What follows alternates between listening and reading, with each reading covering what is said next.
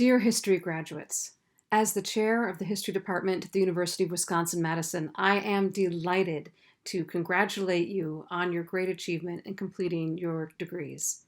To your parents, supporters, and friends, I also offer my congratulations in seeing those whom you've helped reach this great point of success. I really wish that I were able to welcome each of you in person in a live face-to-face graduation ceremony, which all of you so deeply deserve. I'm a historian of the ancient and medieval worlds, and as such, I see the modern graduation ceremony as a modern example of a very ancient human impulse to honor great achievements by gathering together in community and taking a pause from all the normal activities of life to say this is important and to give honor to the recipient, the person who's done something great. And that by stopping all of our normal routines and all the things that we usually do for the sake of coming together as a group, that in itself is a display of honor to the person who's done something great. And you've all done something great in finishing your degrees, and that's the kind of thing that merits coming together in community. And I hope that this historical understanding that the point of the graduation is to give you honor can help you understand that even though we can't gather physically, our honor for you is great and rich and richly deserved. You graduates have done a wonderful job completing all of the requirements for your degree, the exams, the papers, the classes, the projects. And therefore, you deserve great honor, and we honor you. You've also done something that no other class before you has done. You finished those papers and exams and projects while the library was closed, and while we haven't been able to have face-to-face instruction because you're doing it in the midst of a devastating and terrifying pandemic. That job has been harder and more challenging than what previous generations have done to complete their degrees, and therefore you have a greater share of honor that you've completed this work and achieved what you have. So we honor you greatly because of this achievement in this time of adversity. You also have had other learning experiences that previous generations and previous classes have not.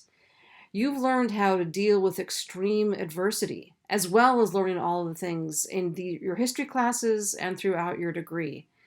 And these lessons in how to manage yourself and deal with problems when the going get rough will forever change how you approach the world.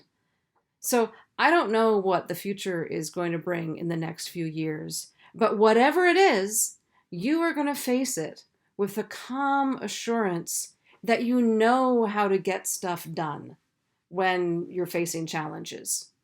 And that is going to give you a tremendous advantage for everything that you do. You can get stuff done because you've proved it. You've done it. You have your degrees. You finished this big, scary, unexpected semester. Therefore, we honor you greatly. As historians, you also probably know that your actions and your experiences this year are historical. These are the sorts of events that future generations of Badgers will come into the Mossy Humanities Building, which will still be there, right? And they will study the things that you have done this semester and the experiences that you're going to have in coming years. And I believe that they will stand in awe of the achievements that you and your classmates are able to do in the days to come. So you have my tremendous congratulations and honor and respect for what you've achieved so far, and my highest regard and expectation of great things in the future. Congratulations and well done.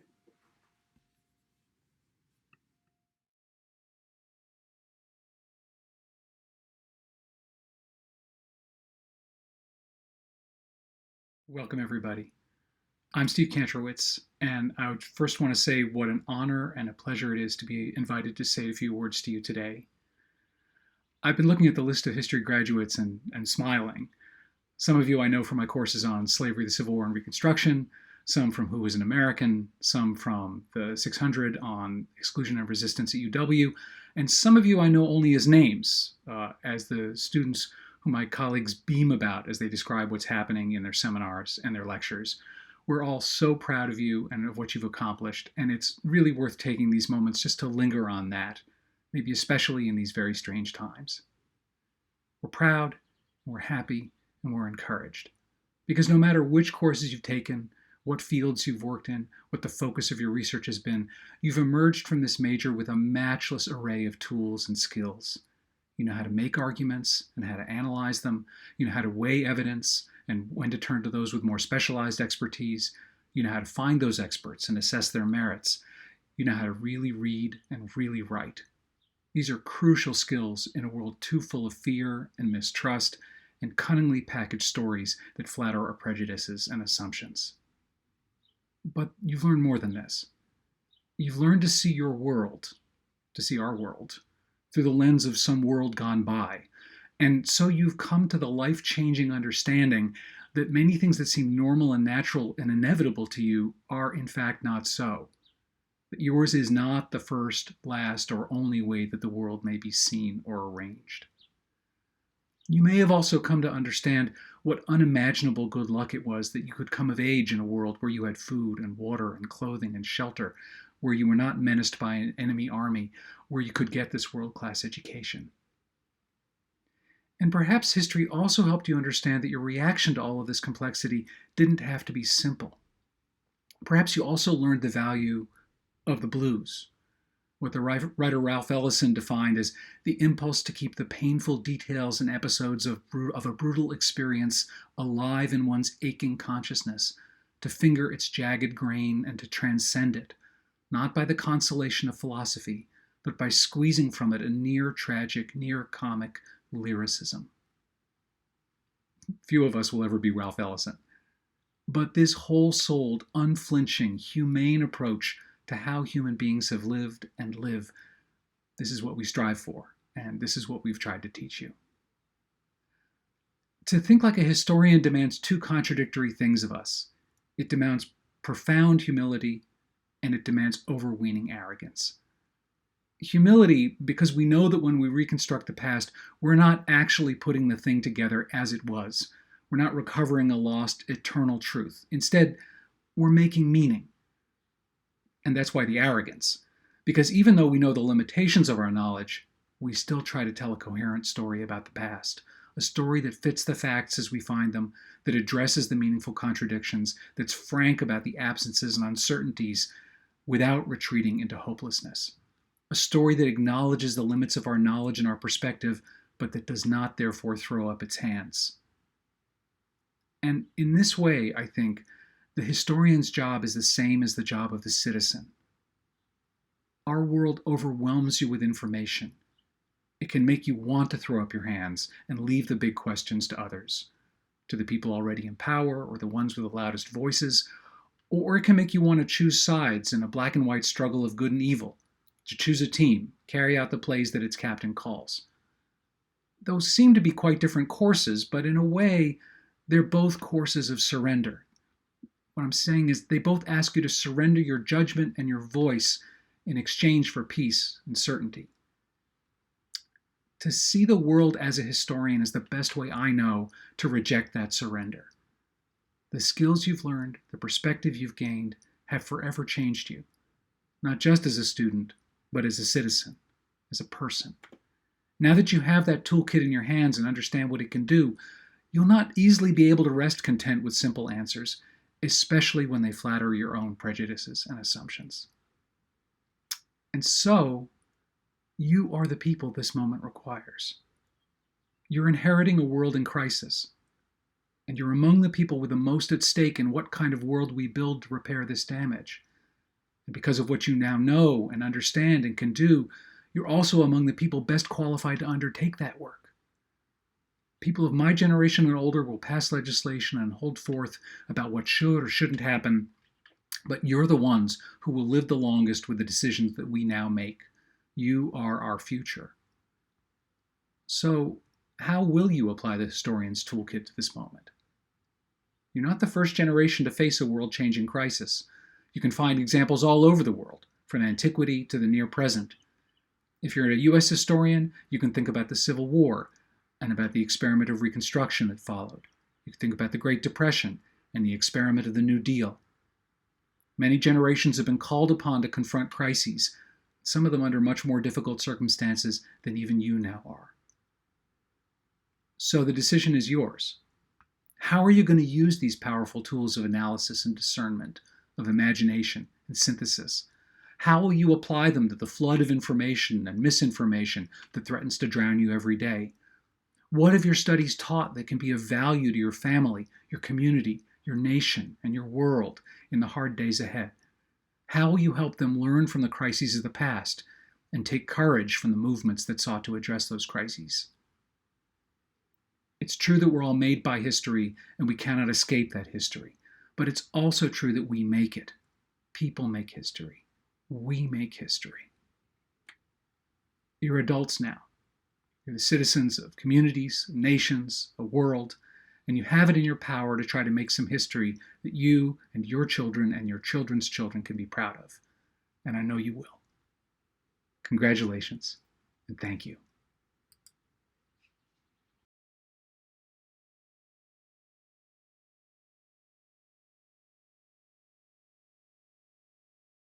Congratulations, class of 2020. You've done it. Think of everything you've learned as researchers, analysts, storytellers, citizens. We are so proud of everything you've accomplished, and we look forward to what you're doing in the future because you can do anything you set your minds to. Congratulations, historians.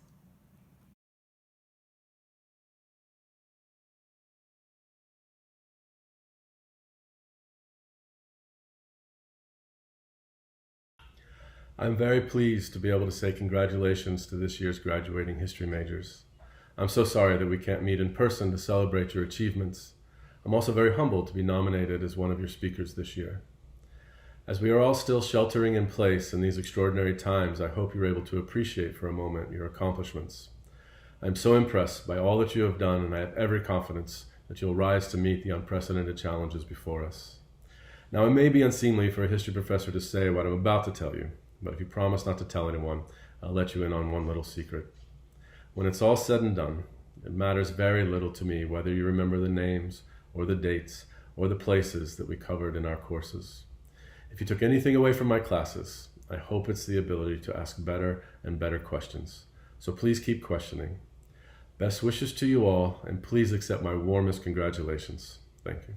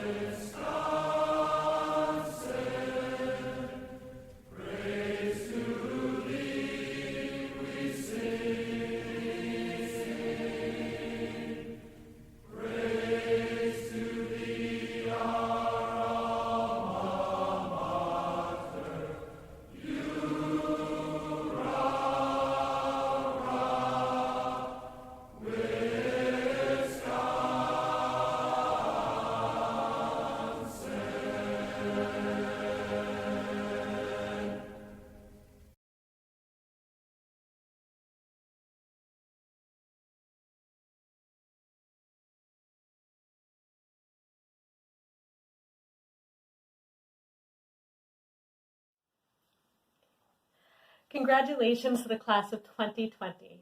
Best of luck to all of you. And remember, you all already look good, but you need to dress your pets up for such a special occasion.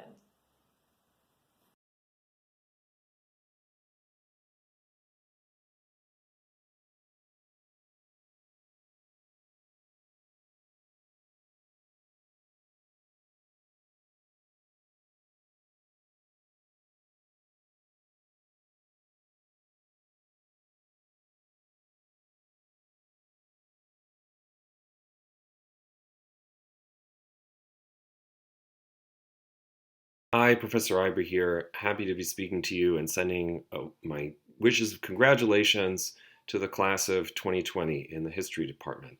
These obviously aren't ideal circumstances, and it would be wonderful if we could all be together. But at least being stuck at home, we all get to wear the clothes that we would otherwise feel too embarrassed to wear in public. So I've been sitting around for the past 3 or 4 weeks in my regalia, just waiting for this opportunity. Finally, it's come, and I'm dreading the moment when I'm allowed to go outside again, and I'll have to take all of this stuff off.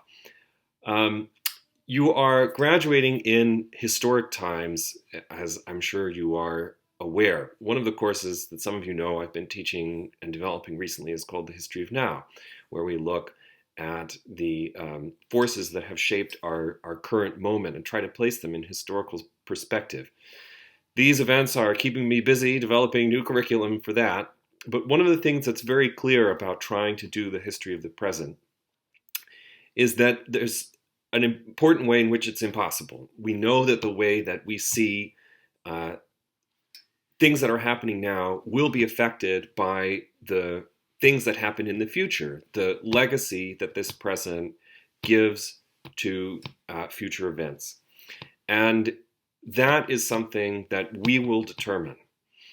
These are tough times for everyone, and they're tough times to be graduating. But there may be ways in which we can look back on them and say that we made something important out of these times, as full of pain and difficulty as they have been. So I have a lot of confidence in you that you will be a part of those transformations with the knowledge and the habits of mind and of study that you have developed over your time here. So congratulations again to the class of 2020.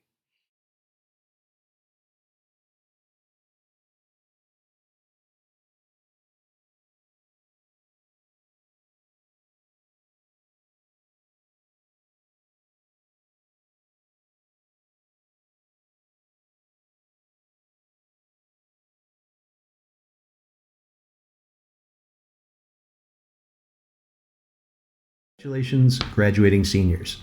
I'd like to send you off with a few words about the present moment in U.S.-China relations. We're in a time of profound historical change. It's disorienting and unnerving for many of us who got used to a globalized world in which key leaders were less prone to bombast, incitement, and aggression. U.S.-China relations seem to be taking a dark turn.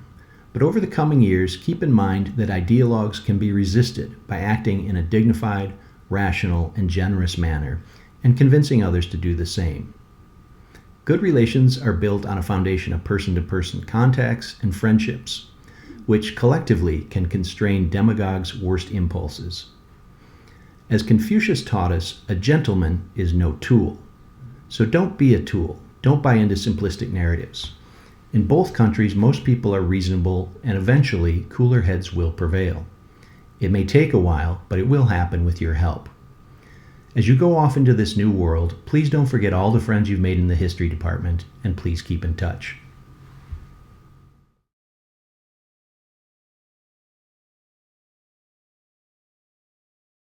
Congratulations, graduates. Wishing you all a sense of purpose, connection, and the joy of discovery.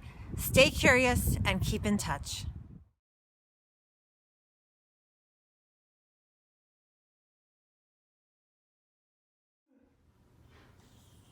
Hi, class of 2020. This year is a little different from most, but just like babies are still cute, graduating from college is still an amazing achievement. Congratulations.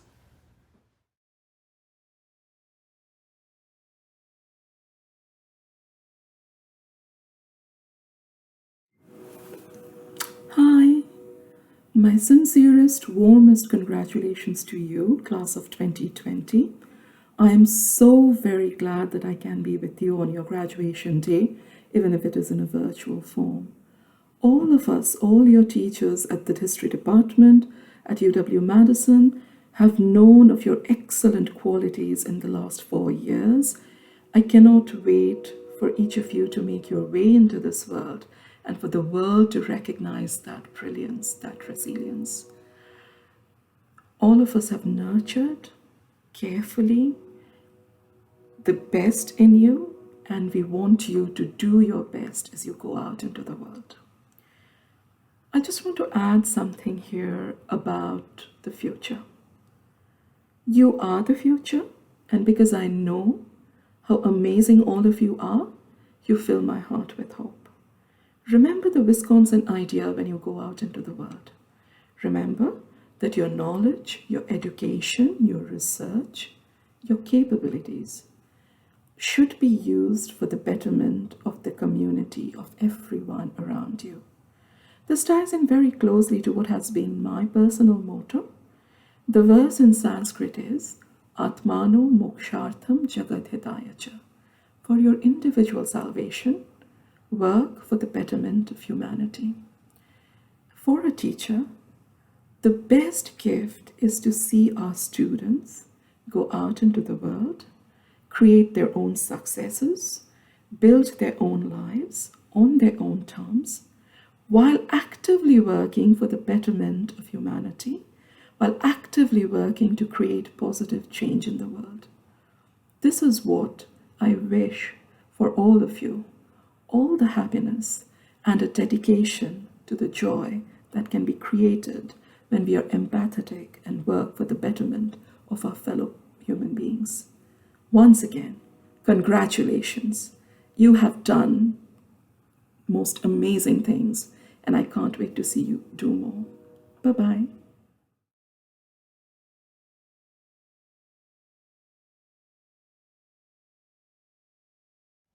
Congratulations to the class of 2020.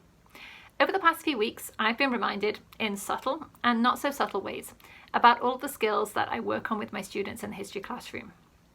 They include, but are not limited to, creative and imaginative thinking,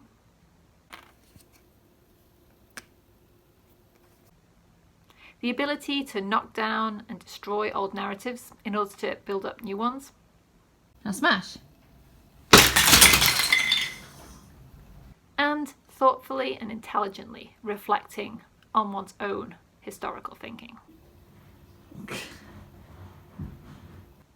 Drawing on these skills and many others that you've gained as history majors, I have confidence that you will go forward in life, facing today's and tomorrow's challenges with empathy, expertise, and resilience. I'm really proud of all of you, and I'm excited about where you'll go next. Keep me posted, and again, congratulations. Graduating history majors. I'm grateful for the opportunity to congratulate you on your achievements. You've worked hard for 4 years. You've grown smarter. You've accumulated more knowledge. You've gained more insights. You know how history works. In a word, you have become historians. Knowing the past will help you to sort out the future, whatever that future may bring to you. I want to wish you all the best, and I want to give you a piece of advice. Don't be like Norbert. Be smart, be creative, and stay safe.